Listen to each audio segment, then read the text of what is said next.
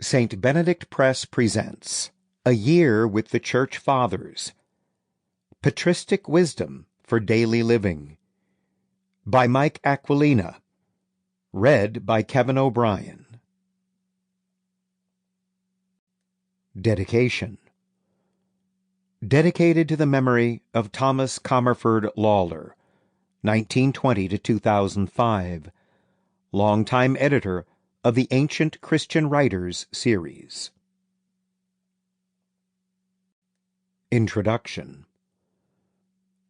It was from the ancient fathers themselves that the Church learned to revere the teachings of the fathers. Christians of those first generations did not go looking for novelties. Innovation was the furthest thing from their minds. When the bishops met for the ecumenical councils at Nicaea and Constantinople and Ephesus and Chalcedon, they sought not to propose a new agenda, but to confirm the teachings of the Holy Fathers who had gone before them, the spiritual ancestors who had taken care, even at the risk of their lives, to preserve, defend, and propagate the teaching of Christ received from the apostles. They held to what they found in the Church, said St. Augustine in 421 A.D. They taught what they had learned. What they had received from the fathers, they passed on to the children. The teachings of these men were precious to their contemporaries. Consider that relatively little was written down in those days. Literacy was rare.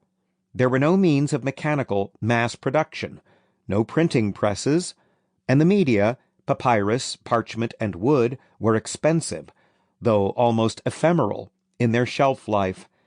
One generation's wisdom often crumbled to dust before the next generation could take it up. So, the preservation of words required tremendous effort. Someone had to care enough to write them down, and then many more people had to care enough to copy them over.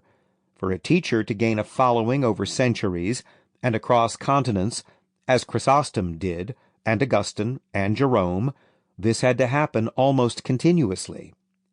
The words of most of the ancient masters have been lost. The centuries are a sieve that strains out all but the greatest. Those teachers whose works have survived from Christianity's first millennium and continue to be cited as authorities are the men we call the Fathers of the Church. Christians have always paid them homage. The Council of Trent forbade anyone to interpret the Scriptures in a way contrary to the consensus of the Fathers. The Catechism of the Catholic Church lists them among its principal authorities and cites them abundantly. Sample complete.